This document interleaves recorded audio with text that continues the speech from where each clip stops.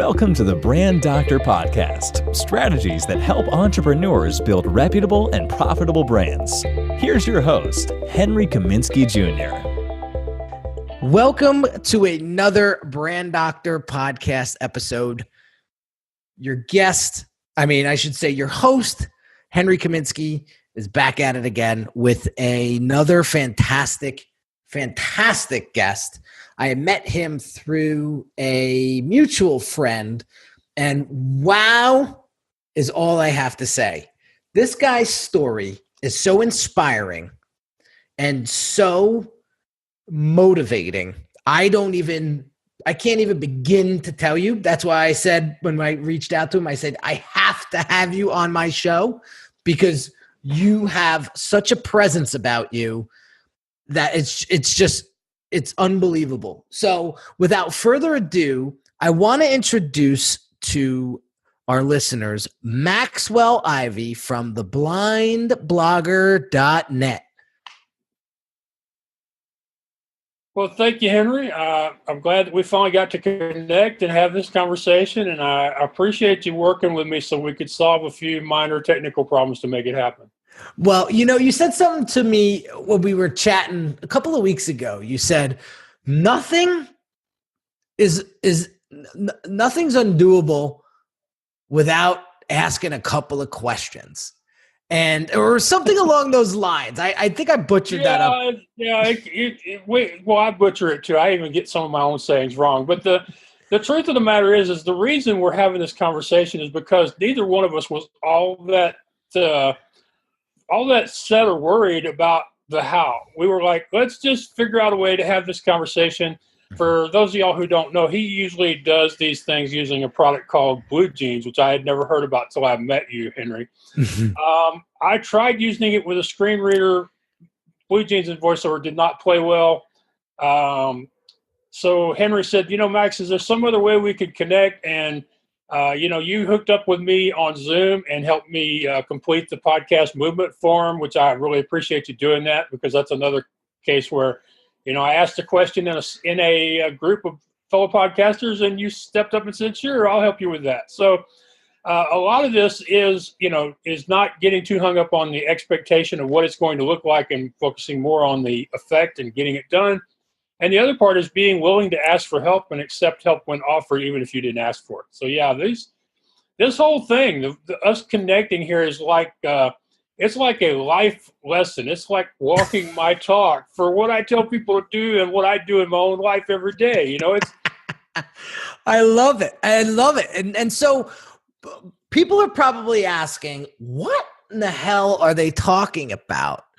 And so I want our listeners to know your backstory, who you are, and what you've become in such a short period of time. Yeah. I grew up in a family of carnival owners. After the death of my father forced the closure of our small show, I thought, well, what else do I know? What can I do? So I started helping people sell amusement equipment. But I quickly realized how little I knew about running a business, especially one that would be online. So I had to learn how am I going to create my first website, which was called the Midway Marketplace. And at first, I hand-coded HTML for 5 years. I went through the tutorials on the W3C.org school. I created page after page, line after line, over 1 million lines of code in 5 years before I switched to WordPress. I also had to learn about social media, email lists, recording videos, setting fees, recruiting clients, opt-in gifts. It seems like every time I turn around, there's something new. And, after the website, people said, Max, you got a website, you need to have a blog. And I started blogging. I started sharing in social media. I started joining groups on LinkedIn, Facebook, and G+. And people said, Max, you're really inspirational. We think you need to share even more about what it is to be an entrepreneur who happens to be blind. That led to creating theblindblogger.net. And, since this is a show about branding, I'd like to mention two things. One, I am referred to as Mr. Midway in the amusement industry because my website is the Midway Marketplace, but that happened because I was trying to help some people sell an old wooden roller coaster in a defunct park in Ohio. And people get really crazy about their defunct parks and their favorite rides from their childhood. they were so impressed with the respect I showed their ride. And even though I didn't sell it, I grew this community online in Ohio. And one of them said, "Hey, that Midway guy." Another one said, "Mr. Midway." And it stuck. And that's become who I am in the amusement world. And then as far as the blind blogger, you probably have come to realize this recently just by knowing me. Most people don't have a lot of blind friends or blind connections online even. So when you run across a guy who's visually impaired and is blogging or podcasting or MLM marketing or whatever, a lot of times they become the blind whatever. I have a friend who's the blind iPhone expert. And people were calling me the blind blogger. So when I decided I wanted a second website where I could share openly without worrying about offending any of the people on the amusement industry site, people said, "Hey, Max, we've been calling you the blind blogger for a year or two. Why don't you go ahead and run with that?" So, these are two cases where I didn't pick my brand names, but it turns out they were very good brand names, and deciding to embrace names I didn't come up with on my own and really, lean into them, as the expression goes, and, make them my own. And now here it is 3.5 years later, after declaring myself as the blind blogger and writing that first post where I said, "I think I'm ready to be an inspiration." Here I am. I'm considered an influencer. I've got somebody to ask me the other day if I had Googled myself recently, and I told them, "Come on, people don't Google themselves. That's what crazy people do." And they said, "Yeah, Max, you need to Google yourself, because if you do, you'll be humbled, you'll be amazed, you'll be blown away." So they said, "Because I just Googled you, and under Maxwell Ivy, there are 400,000 returns from Google. Under the blind blogger, there are over 1 million. And most of them are you." And I'm like, okay, I know Google tracks everything we do, and everything you do gets a footprint on the net and never goes away, but there's no way I've put that much content out there, even if they count my comments and reply. But sure enough, she was right. And I'm really, I've gone from being a guy who said, "I'm just a guy who shows up every day and works my ass off to support my family." That was the guy I was 3-4 years ago. I then came to understand my role as an inspiration, somebody who motivates other people, because a lot of people don't have a disability, and yet they still don't show up in their own lives and take action and become that person they were meant to be. But now the whole idea of having to once again accept that, hey, you're an influencer. You are a guy who affects people online, and that when you talk about a person, an event, an experience, a company, a product, or service, when you do that, you have impact. And it's once again in my life having to wrap my head around the idea that I'm something more than I thought I was. And, I have days where I'm still not exactly sure that the blind blogger is that guy. But then, I have good friends who will remind me, "Max, even if you don't know it, you are." That is such oh God, I don't even know where to begin. That you've said it so, you've said it so great. I mean, one of the things that I want to handpick out of what you just said was, there's some people out there that don't have a disability, and yet they still decide not to show up in their own lives. And this is something that I've struggled with recently. Not that I don't show up every day, because damn well I'm everywhere every day. And I actually am super passionate about doing that and taking action. But one of my wife has mentioned this to me in the past, and like my mindset coach has mentioned something to me in the past about, they said, "Henry, I've been working with you for a while now." My wife says, "I've been with you for 11 years. You get really upset when you see people wasting talent, when you see people that don't want to live life to the full potential."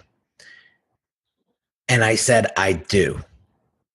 And they both said the same thing back to me, so I have to run with it. They said, "Well, there's some people out there in the world that just don't want that to be their life. They don't want to show up. And you have to be okay with that." And I said, "You know what? Fine, I will." And I will never sort of forget that, because you can only help the folks that are swimming towards you, not the folks that decide to swim away from you or don't want to swim at all. What's your thought on that? And that is that's such an important lesson, because especially when you're new to something and you're a new coach, you're a new publicist, you're a new author, you're new whatever it is, and you're trying to make sales, you're trying to attract clients. In those early days, it's too easy to talk yourself into trying to help somebody who doesn't really want to be helped because there's a check involved.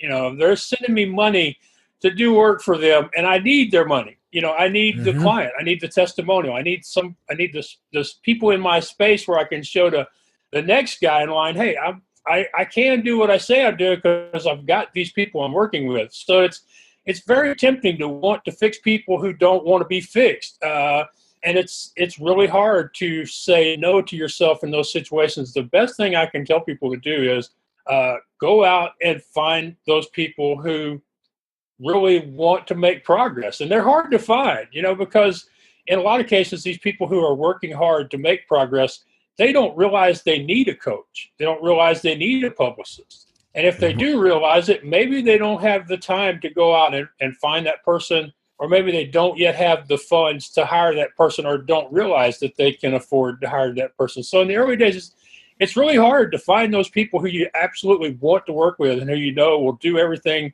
in their power and anything that you help them come up with that would move them forward. But they ain't easy to find. You can attract them. There are things you can do to make it clear to the world who you are and what type of people you want to work with. But even that doesn't guarantee you're going to have that intersection between you and what you're offering and them and what they need. And so how do you do that? That's a great, I want you to expand on that. There's ways to attract those folks that want to take action and want to do those types of things. How do you do that in your opinion?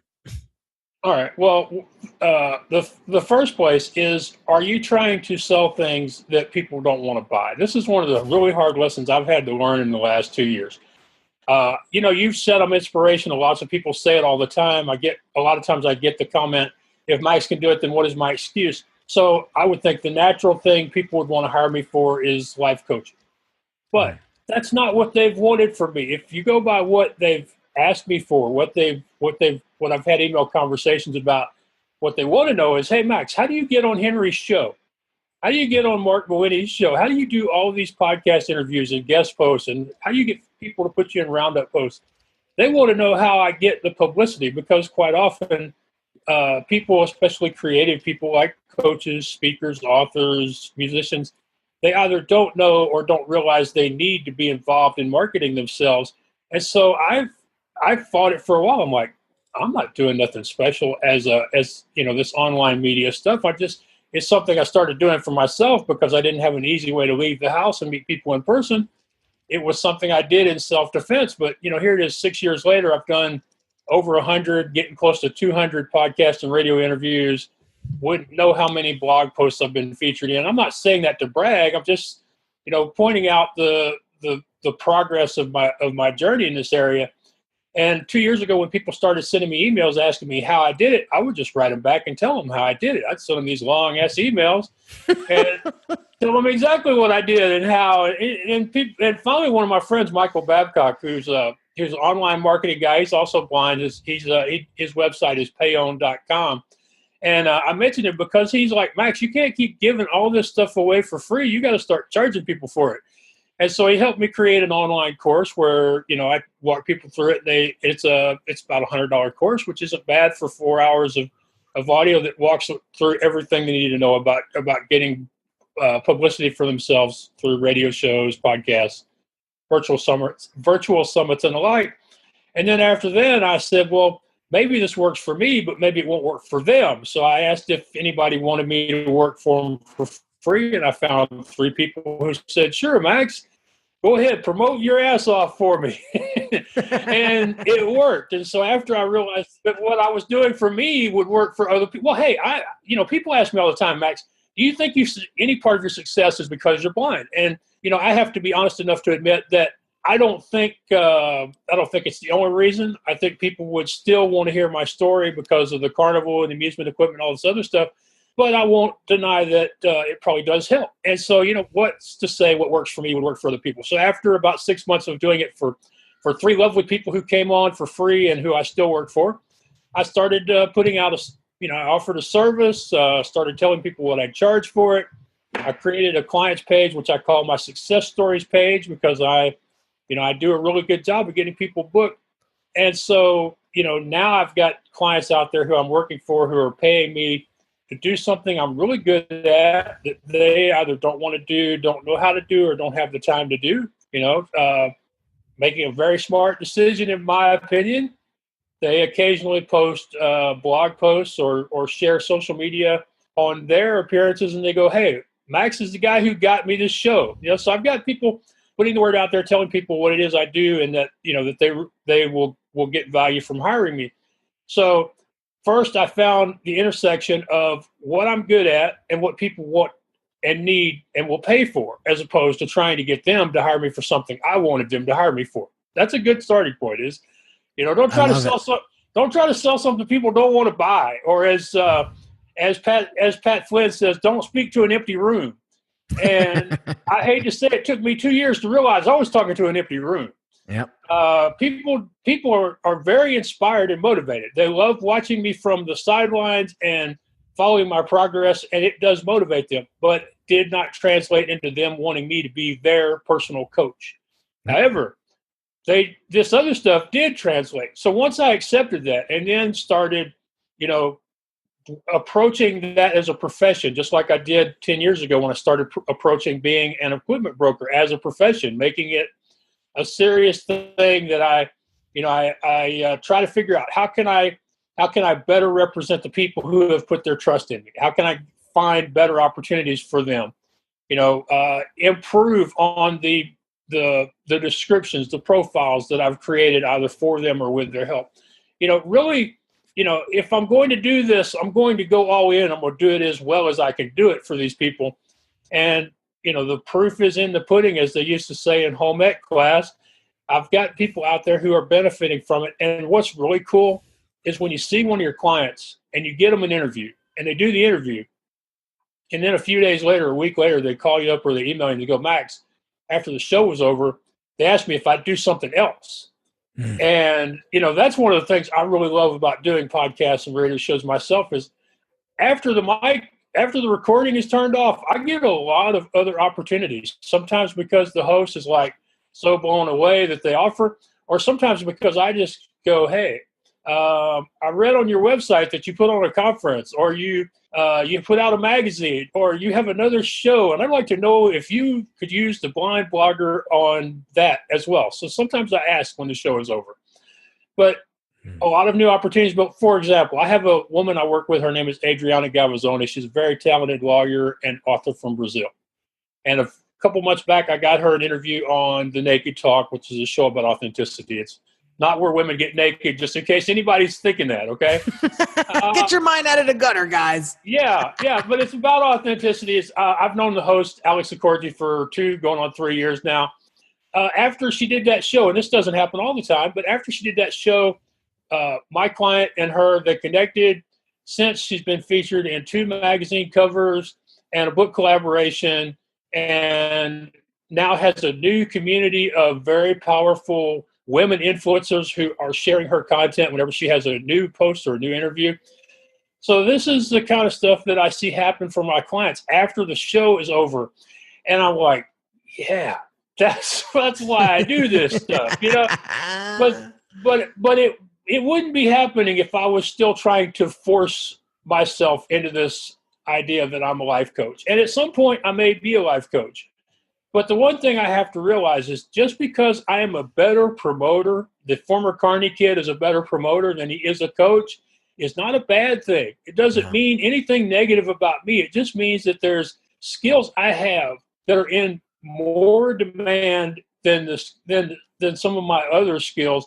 It doesn't mean that a year or 2 from now, when I become even more famous, become even more well-known around the world as the blind blogger, that people won't, I got to get that Max guy. I got to get him in my office, and I got to write him a big fat check to coach me and my staff. That doesn't mean it won't happen. But one of the things I think really does help if you're trying to attract those ideal clients is find that intersection between what you can offer, what you know, what you have experience in, and what they need and what they are willing to pay for. And you may have to do it for free for a while, or you may have to do it at low cost for a while. Mark Mawhinney is going to have a screaming fit if he hears I said that. There are lots of coaches who are totally against free. And for the most part, that's a good strategy. But sometimes fee exchanges work, especially if they have skills you don't have and you have skills they don't necessarily have. Yeah. Sometimes a discount in the beginning is not a bad thing. Sometimes a beta testing group, which is what I like to think of my first 3 clients as, is not a bad thing, because as my friend Alex Accordi likes to tell me all the time, having clients is one of the best ways to impress future clients. That's right. So even though, so Alex Accordi, Tim Olson, and Dave Steele, those 3 cats are all still on my success stories list. I still get them interviews because, people look at them and they're like, he's not doing too bad for these guys. So that's where I come from as far as attracting clients and building those people that want to work with you. And, I hope people aren't sitting there thinking this wasn't what we expected to hear from him, but I try to be as honest as I can and help as many people as I can when I do these interviews. So hopefully this has helped somebody out there, especially coaches and speakers, because I know they struggle with this. Man, listen, you just dropped some crazy bombs, and I kind of want to dissect it a little by little here and point out what I would love my audience to take away from what you said, because it's so powerful. And some of the stuff that I've seen or that I just heard, that from a branding perspective, from a marketing perspective, is absolutely brilliant. So first and foremost, right from the beginning, you said, stop selling things that people don't want. How many of us that are listening are doing that or have done that in the past? When you don't do your homework on your ideal audience, that's what happens. That is the direct result. You start selling shit that people don't want, and now you become upside down because you've invested your time, energy, and money into things that people don't want. So the importance of understanding that is invaluable. So Max, I appreciate you bringing that up. The second thing that he did that I don't know if you guys caught, but he articulated brilliantly what the end result or outcome is when you work with Max. So Max has helped hundreds of people thus far to help them become a better them, right? A better version of themselves. He's gotten people indirectly on magazine covers. Like, that's brilliant. And I think, and I fall victim to this. I'm being honest with you, Max. I don't speak enough about that. I don't speak enough about the outcomes and results that my work has gotten people. And I have a big sticky note. It's like the size of my screen on my desk here that looks at me every day, and it says outcome and results. And it reminds me that if you're not out there explaining what you do and what the results of what you do can benefit your audience, you're not being relevant. Because like you said before, Max, people don't know they need a coach. People don't know that they need branding. People don't know that they need to be on more podcasts to help them spread their word message or whatever. They don't know what they don't know. So you have to get out there and you have to showcase. And you did that brilliantly, by the way. That's what happens, because people buy solutions. They buy results.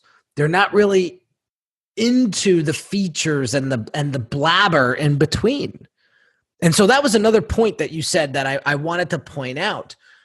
And then the other part was, if you're just starting out, yes, sometimes you got to get out there and work for free, aka beta test. I love that you look at it that way, because that is the bright side of looking at it. I'm like your buddy. See, I've been in this game over 10 years. I don't have to do things for free anymore. And I don't necessarily like free, because in my opinion, people don't value free as much as they value something that they paid for. And that's a debate for another episode. But excuse me, if you're just starting out, you don't have a choice. You got to get out there and represent yourself and show them your stuff. And like you said, when nothing's better than having a client to show other clients to. I mean, that's powerful stuff. And so I want to dissect that, because you just dropped a lot of knowledge there, which if you're not paying attention could be easily overlooked. See, that's what I need. I need a guy like you to help me go back through my talk and focus on stuff. And because this happens to me all the time. I'll do an interview, and near the end of it, the host will stop me and go, Max, we need to go back through this particular point right here, because that was it. That was, and I think that, I hate to say this because it's going to sound egotistical. I think that I sometimes don't realize just how important the information I'm sharing is. That it's, a lot of it is stuff I've done for myself and I'm now doing for other people, and it just doesn't hit home with me the impact that is having on people. And I think that's one of my real Max, you're not alone. Yeah, one of my real blind spots. You're not alone. You're not alone with that. I mean, when I get my private messages on Facebook and private messages on Instagram, and people tell me those types of things, you know, you're such an inspiration, you're such a motivation, keep doing what you're doing, all the stuff that you say resonate like that. That's just a quick reminder. But as you're doing it, you don't feel like you're making an impact. Like, you don't feel like, you know, you might have saved somebody from walking off a fucking bridge today. Like, you know, you don't know until, you know, something in life happens where it either shows up very black and white, like a private message or a letter in the mail or something like that from someone who's following you or knows who you are. And I just say keep doing it anyway, because you never know who you're inspiring. Somebody told me that a long time ago. And so you just got to get out there and do. And, you know, people are going to be turned off by you, and people are going to be attracted to you. And the one thing that you have to stand firm and believe is, who cares? Right? It's interesting that you bring up that you say this. Some people are going to be attracted to you. Some people are going to be turned off by you. You know, I have gotten those messages like you're talking about, and I've gotten those emails where people have, and sometimes blog comments or social media comments publicly where they've said that about me. But you know what I've never gotten? I've never gotten anybody who said, you are a douche. You are worthless. I don't, you know, I'm not that I'm asking for those kind of people to follow me, but I've been very blessed online that the trolls and the gremlins and the dragons, they stay away from me. They do not approach me. And I don't know if it's because they have it in their heads that I'm just not going to put up with them, that, or maybe they just feel like, you know, that dude is so focused on what he's doing, he would never even notice us. That's all I can come up with. And that's another point that I want to hit home about. See, I recently got viciously attacked online by a disgruntled client. I mean, bots were sent out to my family and all of my network, and like the 1-star reviews were botted on my Facebook page. I mean, it was brutal. And you know what? It was something that I think my family and I handled very, very professionally. And what we did was we just came out, we made a statement, and then we went back inside and continued our day. And when we looked back throughout the day and saw what was going on, it almost brought me to tears. And what it was my audience and fans all responding on my behalf to this attack. And it just made me think to myself, wow, you've created such a name for yourself. You've created a brand that people are really sticking up for. Yeah. And that brought me almost to my knees, because I said, thank God. That's what I said. I said, thank God that I invested in myself and in like them, right? I mean, showing up every day and just being who I am. Yeah. Told them whatever this guy's out to do, to make Henry's life miserable. Clearly the writing's on the wall that this guy's messed up, because who does that? And see, this is a perfect example of the value of podcasting, in my opinion, because you cannot make the kind of personal connections with people through social media that you can by putting your face and your voice out there in the world every week or every other week. And you create an intimacy, a connection. Yeah. We can connect with people on a level that you can only dream about through Facebook and Instant Messenger and things like that. So a lot of creating that love between you and your audience that gave them the willingness to step up and say, this guy is the good guy, that guy is the evil villain. A lot of that, I believe, had to come from people seeing you and connecting with you on a regular basis through your face and your voice, and instead of just through your words. And amen to that. And that's why I say it's so important to not hide behind a website. Don't hide behind your logo and your social media channels. Get out there, because in times of like that, where you never know like what's coming, that could either make or break you. Yeah, it can. It can definitely. And we have to. The other benefit, I stumbled there for a little bit, but the other thing that people don't realize about doing these interviews is there's an energy. There is a power to them personally, not just professionally. But when I'm finished talking to you, the rest of my day is going to be better. I'm going to get more done. I'm going to have more energy and a more positive attitude. And I can say that before I even start the interview. It doesn't matter to me if I have the greatest conversation I've ever had, or if I have a conversation with the host where I feel like I'm carrying his ass, which obviously is not the case, but it does sometimes happen. It doesn't matter, because there's energy to talking to somebody person to person, face to face, voice to voice, that you don't get through text, through 140 characters or through 280. You can only get that energy from making a real, actual voice to voice connection that you get when you do these interviews. Or for people who aren't into podcasting, when you do a Facebook Live, when you do something where people have the opportunity to connect with you directly, there's an energy to it. And y'all can believe me or y'all can call me a liar, but I know deep down to my toes that one of the things that keeps me going a lot of the times is my most recent podcast interview, my most recent radio show appearance, and someday soon, my most recent TV appearance, because I know those are coming. Mm-hmm. They just change the energy of yourself and your room.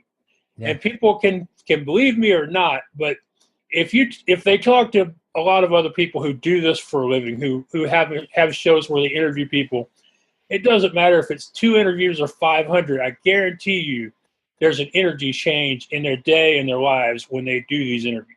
100%. And that's why you have to get out there and share that energy. Because when it comes to branding, it all comes down to emotion. People make decisions based on emotion.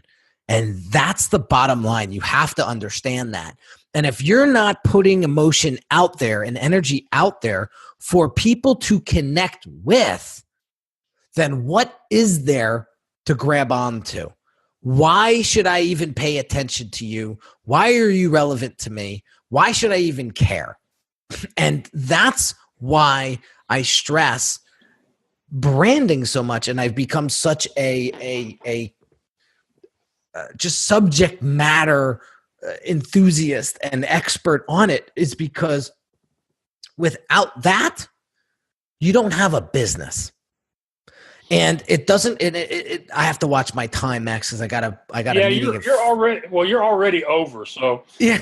so yeah. I have that effect on hosts, so don't worry about it. You're not the first. You won't be the last. Me and Scott Mulvaney went an hour 20, and if he hadn't had another appointment, we'd have gone 2 hours. So it happens. Yeah. I have that effect on people. They're like, man, I just can't put down the mic. I need to talk to him another 5 minutes. So listen, I'm gonna stop there. I think you had some really, really valid points, and I just wanted to back them up and embrace them and shed some light onto them. I'm gonna let our audience digest this episode as it is, and don't forget if you want me to put you in the chair that I'm in today and lots of other places, go to theblindblogger.net.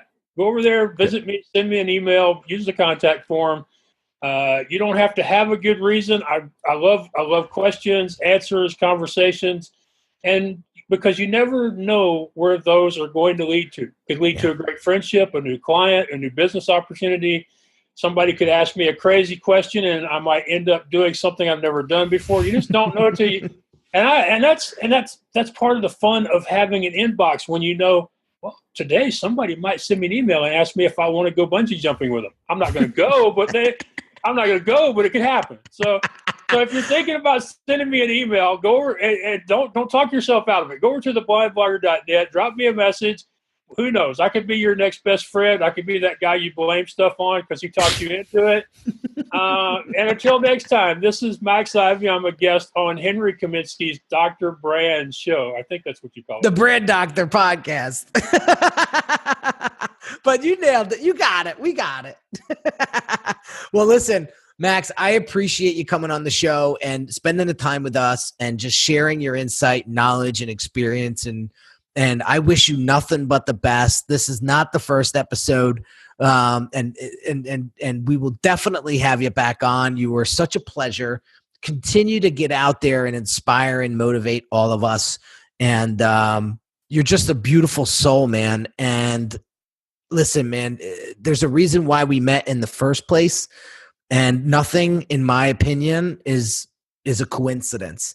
So I just want to thank you for just being who you are and representing authenticity and what a true brand is. Well, thank you so much for those great words. They've given me chills and tingles, and I love it when a host says these nice things about me, and it's even better now that I believe them. I didn't used to believe hosts when they would say nice things about me. So it's a lot more fun now. But hey, I do appreciate you having me on your show. I know you got to run. But look, I'd never like to end a show without letting the host know, look, I understand you are doing this as part of an overall plan to get yourself out there. You are not doing this to get rich or to get famous. And I just want you to know how much I appreciate the time, effort, energy, and money you put into putting on this show so that guys like me come out here, share our story, and reach your audience. I really want to thank you for that. No problem, Max. I appreciate it, and I appreciate you seeing that because not a lot of people do. So awesome, guys. So listen, let's wrap this up. Some housekeeping stuff real quick. If you haven't become part of the Brand Doctors Hangout Facebook group yet, head over to Facebook right now and search in the query, the Brand Doctors Hangout, and we'll let you in. Come hang out with me and I think there's almost close to 400 other entrepreneurs in this group that are all just working together to help build better brands and help better business and help better lives. And if you haven't subscribed to this channel yet, please do. And if you haven't shared it with a colleague or friend, please do. I appreciate it in advance. And thank you so much for listening. I'm going to sign off. I will catch you on the next episode. Thanks a lot, guys. You've been listening to the Brand Doctor Podcast with Henry Kaminski Jr. To get your appointment with the doctor, visit Brand Audit at www.uniquedesignz.net.